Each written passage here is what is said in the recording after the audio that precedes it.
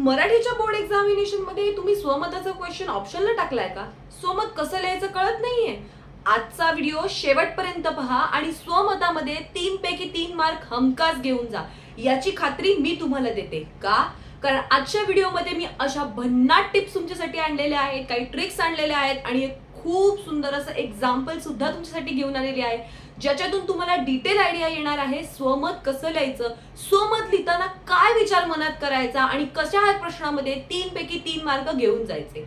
अगदी सोप्या शब्दात सांगणार आहे. जर तुम्ही माझ्या चॅनलवरती नवीन आहात तर लगेच जा, चॅनलला सबस्क्राईब करा, व्हिडिओला लाईक करा आणि हा व्हिडिओ तुमच्या सगळ्या फ्रेंड सोबत शेअर करा. बोर्ड एक्झामिनेशनसाठी त्यांनाही हा व्हिडिओ तेवढाच हेल्पफुल आहे. So let's get started with our today's video.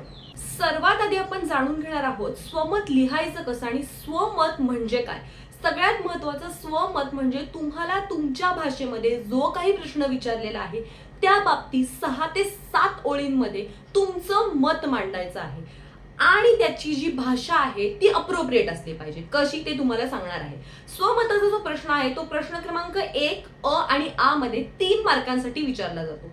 3 mark कसे मिळवायचे? 6 ते 7 ओळींमध्ये तुम्हाला तुमचं उत्तर लिहायचं आहे.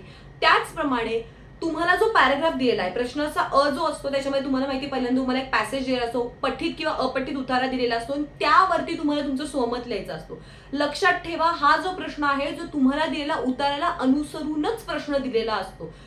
प्रश्न नीट वाचणं खूप गरजेचं आहे. प्रश्न तुम्ही वाचल्यानंतर 30 ते 40 सेकंद, खूप जास्त नाही, परंतु त्या प्रश्नावर तुम्हाला विचार करायचा आहे की काय प्रश्न आहे आणि या बाबतीत मी माझं मत कसं मांडू शकतो. एक उदाहरण घेऊया.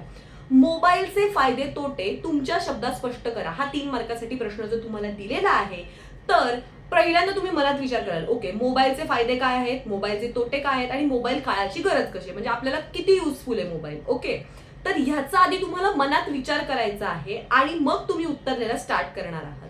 उत्तर लिहिताना कायम लक्षात ठेवायचं, जर मोबाईलचे फायदे तोटे तुम्हाला लिहायचे आहे तर पहिल्यांदा तुम्ही एक स्टार्टिंग सेंटेन्स लिहाल, म्हणजे जे सेंटेन्स किंवा जी ओळ तुम्हाला लिहायची आहे त्याच्यामध्ये मोबाईलचा उपयोग करणं का गरजेचं आहे ते तुम्हाला लिहायचं आहे.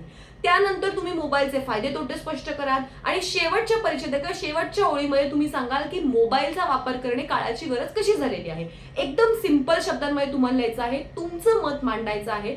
परंतु हे लक्षात ठेवा, तुमची जी भाषा शैली आहे ती योग्य असणं खूप गरजेचं आहे. तुम्ही कोणत्याही प्रकारचं तुमचं मत मांडतच चाललाय, 1 पेज लिहिताय, 2 पेज लिहिताय, बिलकुल नाही. 6 ते 7 ओळींमध्ये, परंतु तुमचं मत त्या मुद्द्याला अनुसरून असलं पाहिजे. व्यवस्थित पद्धतीने लिहायचं आहे, भाषा सोपी ठेवायची आहे.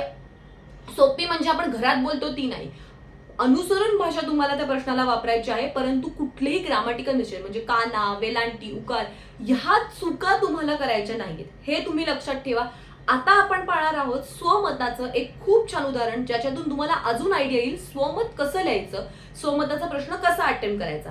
मी जे तुम्हाला उदाहरण दाखवलेलं आहे हे उदाहरणाचा उतारा ऑलरेडी परीक्षेमध्ये विचारला गेला होता, तर त्या उताराला अनुसरूनच मी तुम्हाला एक उदाहरण दाखवत आहे.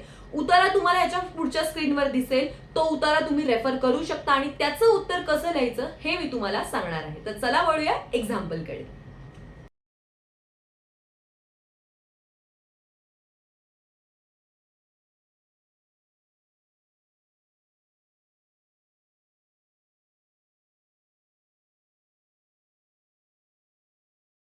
स्वमत कसं लिहावं मराठी 9वी-10वी. तर ह्याचा प्रश्न मी तुम्हाला आधीच दाखवलेला आहे, स्क्रीनवर तुम्हाला दिसलेला आहे आणि अशा प्रकारचा प्रश्न तुमच्या बोर्ड एक्झामिनेशनमध्ये तुम्हाला विचारला जाऊ शकतो. आता आपण फक्त स्वमत कसं लिहायचं हे पाहणार आहोत. जर तुम्हाला पठित गद्य आणि अपठित गद्य याचा प्रश्न कसा सोडवायचा हे हवं असेल, त्याची लिंक डिस्क्रिप्शन बॉक्समध्ये आहे, वरती आय बटनमध्ये सुद्धा मी दिलेली आहे, तो व्हिडिओ तुम्ही रेफर करू शकता आणि याचे नोट्स तुम्हाला डिस्क्रिप्शन बॉक्समध्ये मिळतील, तुम्ही त्या ॲज अ रेफरन्स म्हणून यूज करू शकता. बघूयात प्रश्न काय आहे आपला. वजन कमी करण्यासाठी लेखकाने केलेले प्रयत्न तुमच्या शब्दात लिहा. 3 मार्कासाठी हा प्रश्न आपल्याला विचारलेला गेलेला आहे आणि आपण जो उतारा पाहिला त्यालाच अनुसरून हा प्रश्न आपल्याला विचारला गेलेला आहे. तर त्याचं उत्तर कसं लिहायचं ते आता मी तुम्हाला सांगणार आहे. लेखकाचे वजन वाढलेले होते. त्यांनी 2 महिन्यात 50 पाऊंड वजन कमी करण्याचे ठरवले. त्यासाठी खाजगी उपोषण सुरू केले. बघा इथे बघू शकता मी पहिल्या लाईनमध्ये किंवा पहिल्या ओळीमध्ये असं लिहिलेलं आहे की काय मेन काय होतं, लेखकाचे वजन वाढलेले होते आणि त्यांनी 2 महिन्यात 50 पाऊंड वजन कमी करण्याचे ठरवले. म्हणजे मी सुरुवात जी केलेली आहे ती मुद्द्याला आणि प्रश्नाला अनुसरून केलेली आहे. तरी त्याची चर्चा चाळीमध्ये सुरू झाली. कोण म्हणत नाही की ती भानगड हात दाखवून अवलक्षण, पेललं नाही म्हणून खाजगी झालं. तर आता इथे बघा मी माझ्या भाषाशैलीचा कसा उपयोग केलेला आहे. इथे कोण म्हणत नाही ती भानगड हात दाखवून अवलक्षण, पेललं नाही म्हणून खाजगी झालं.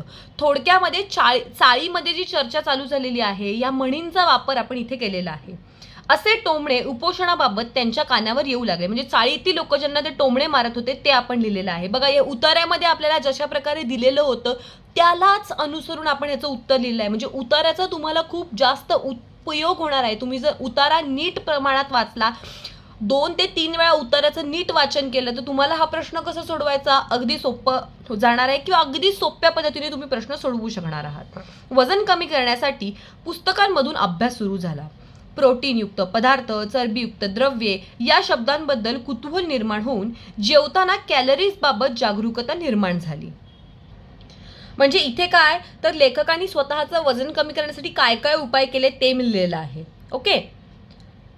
या शास्त्रातील तज्ज्ञांनी बरेच सल्ले दिले, डाएटबाबत सुचवले.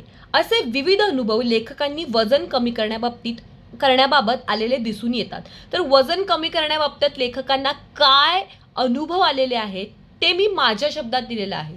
यासाठी मी काय केलं, मी उतार्याचा खूप प्रमाणात वापर केलेला आहे, उतार्याचं नीट वाचन केलेलं आहे, उतार्याचा नीट रेफरन्स घेतलेला आहे आणि त्याच प्रमाणात त्याच पद्धतीने मी उत्तर लिहिलेलं आहे. बघू शकता 6 ते 7 लाईनीमध्ये उत्तर तुम्हाला लिहायचं आहे, 6 ते 7 ओळींचा वापर करून.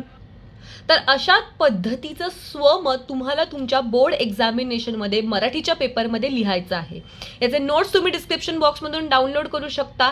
अशाच प्रकारचे एक्झाम्पल तुम्हाला तुमच्या बोर्डाच्या एक्झामिनेशनसाठी विचारले जाणार आहे.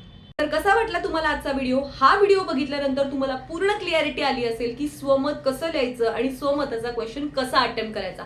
आय होप तुम्ही हा क्वेश्चन आता स्किप करणार नाही आणि हा व्हिडिओ तुमच्या सगळ्या फ्रेंड सोबत शेअर करा आणि कमेंटमध्ये मला नक्की सांगा की कोणत्या प्रकारचा व्हिडिओ तुम्हाला पाहायला आवडेल जो तुमच्या बोर्ड एक्झामिनेशनसाठी तुम्हाला हेल्प करेल.